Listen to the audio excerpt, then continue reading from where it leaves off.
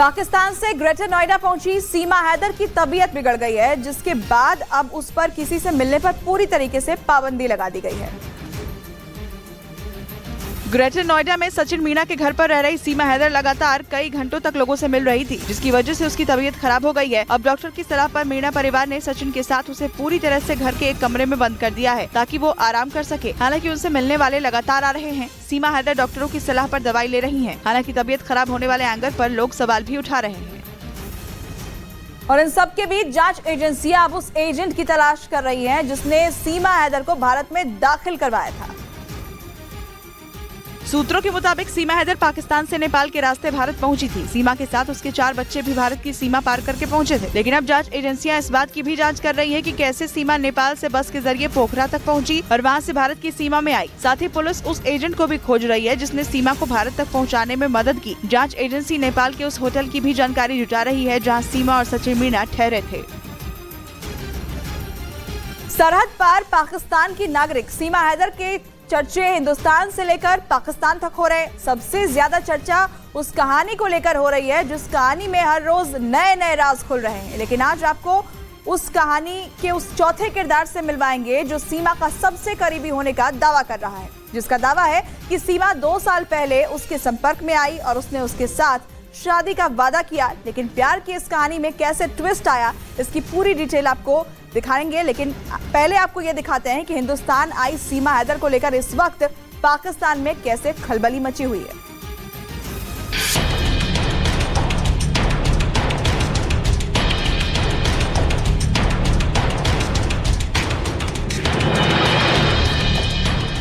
सरहद पार सीमा के लिए बेचैनी।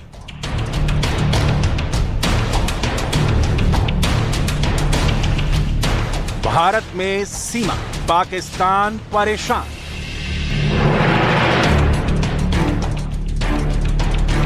सीमा नहीं जाना चाहती पाकिस्तान।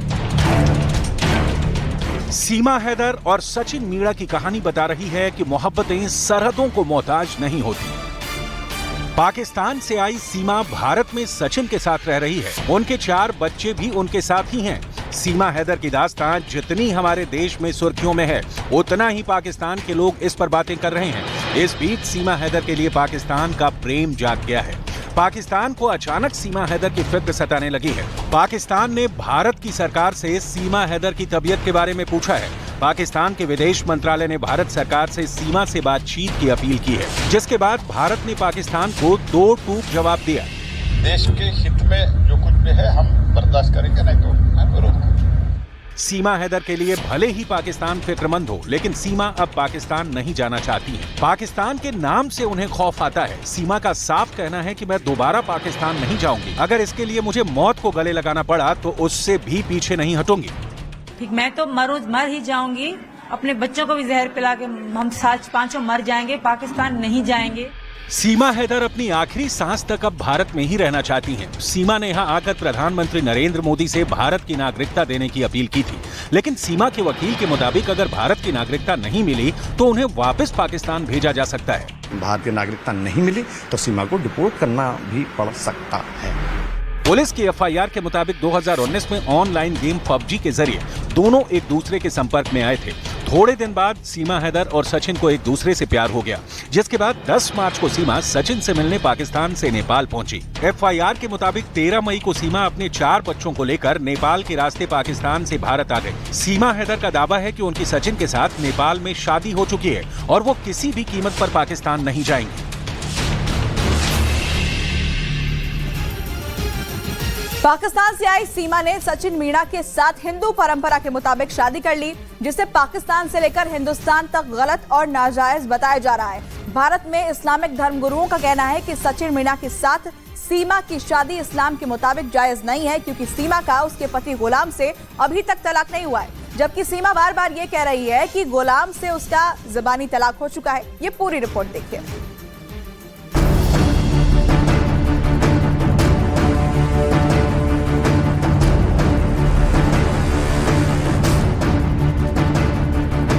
पाकिस्तान के कराची में रहने वाली सीमा हैदर और ग्रेटर नोएडा के रहने वाले सचिन मीणा के दिल मिले तो हजारों मील की दूरियां मिट गई। एक लड़की होते हुए भी सीमा हैदर ने वो कदम उठा लिया जिसके लिए किसी लड़के को 100 बार सोचना पड़े। सीमा हैदर कराची से हजारों मील की दूरी तय कर सचिन के घर ग्रेटर नोएडा आ पहुंची।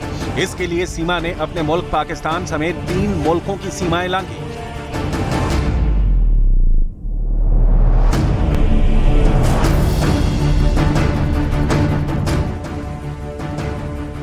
सीमा सबसे पहले फ्लाइट से 1180 किलोमीटर की दूरी तय कर कराची से दुबई पहुंची।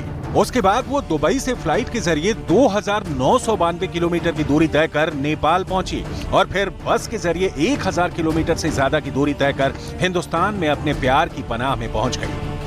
इस पूरे सफर में सीमा ने अपने 4 बच्चों के साथ 5222 किलोमीटर से ज्यादा की दूरी तय की। इतनी दूरी तो शायद मजनू ने लैला के लिए भी तय नहीं की थी, जितनी की सीमा ने सचिन के लिए की।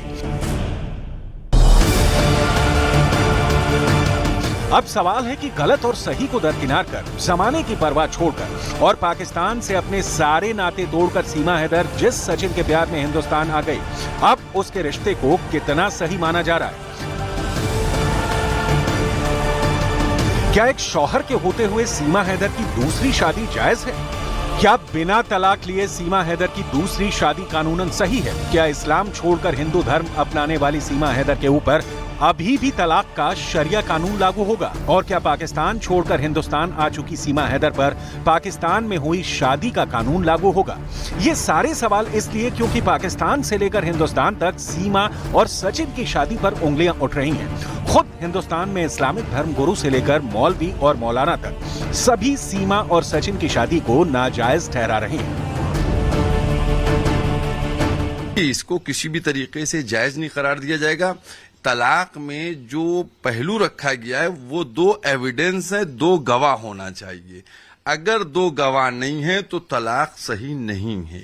लिहाजा अगर कोई तलाक हुआ है उसका और उसको वो प्रूफ करती है, जैसा कि पता चला कि तलाक को प्रूफ भी नहीं कर पा रही है, तो मैं समझता हूं कि ये उसकी शादी भी गलत है।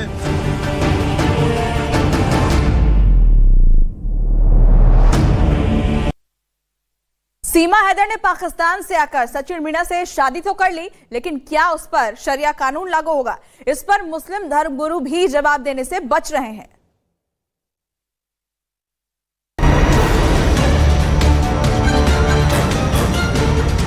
सीमा हैदर का दावा है कि उसके शौहर गुलाम हैदर उसे तलाक दे चुके हैं, जबकि गुलाम हैदर तलाक की बात से इनकार कर रहे हैं। उनका कहना है कि सीमा हैदर अभी भी कानूनन उनकी पत्नी है, क्योंकि उन्होंने उसे अभी तक तलाक नहीं दिया है। दोनों के अपने अपने दावे हैं, जिसमें कौन सच्चा है और कौन झूठा कह पाना मुश्किल है। अगर मैं इनकी शादी में भी हूँ फिर भी मेरा अधिकार है, मैं कह सकती हूँ कि मैं इनके साथ नहीं रह सकती तो नहीं रह सकती। जबरदस्ती कोई भी नहीं रखे। तुम तो तलाक दे चुके हो मुझे और मैं हिंदू धर्म में आ गई हूँ, तो हमारा रिश्ता कब का खत्म हो चुका है। नहीं सर, तलाक हो नहीं चुका, ना मैंने कभी तलाक दी है सर। ये झूठ बोल रहा है सर। मौलाना सैफ अब्बास के मुताबिक सीमा जब तक अपने शौहर गुलाम हैदर से तलाक लेने के सबूत पेश नहीं करती, तब तक सचिन से उसकी शादी नाजायज मानी जाएगी। हालांकि सीमा हैदर अपने शौहर गुलाम हैदर से अलग होने के जिन कारणों को गिना रही है, मुस्लिम धर्म गुरु मौलाना सैफ अब्बास के मुताबिक सीमा को इन आधार पर गुलाम से तलाक लेने का कोई अधिकार नहीं है। देखिए, ऐसा है कि उसने 1-2 बातें कही हैं यही कि हमारा ख्याल नहीं रखती हैं। वो चूंकि इस्लाम धर्म को फॉलो कर रही थी, इस्लाम में लड़की उस वक्त तलाक दे सकती है जब उसका शौहर इस्लाम की विरोधी गतिविधियों में शरीक हो। मसलन वो जुआरी हो, शराबी हो, मारता पीटता हो, भूखा रखता हो, अजियत देता हो। लेकिन उसने ऐसा कुछ भी नहीं कहा। उसने कहा कि हमें नहीं देती। अब आपका ख्याल रखने के लिए क्या चीजें चाहिए? आपको रोज ब्यूटी पार्लर जाने की फैसिलिटी अवेलेबल कराई जाए, आपको रोज बारबेक्यू ले जाने की। तो मैं ये समझता हूं कि इस तरीके से इस्लाम में तलाक नहीं होता है। तलाक उस वक्त इस्लाम में लड़की ले सकती है कि जब वो अपने धर्म के विपरीत काम कर रहा हो, तब उस वक्त तलाक हो सकता है। और लड़की भी तलाक ले सकती है, उसके पास पावर है इतनी। अब सवाल है कि जब सीमा ने इस्लाम धर्म छोड़कर हिंदू धर्म अपना लिया है और हिंदू रीति रिवाजों के मुताबिक सचिन के साथ 7 फेरों के बंधन में बंध गई है, तब भी क्या सीमा हैदर पर शरिया कानून लागू होगा? ये ऐसा सवाल है जिसका साफ साफ जवाब देने से मुस्लिम धर्म गुरु बचते नजर आ रहे हैं।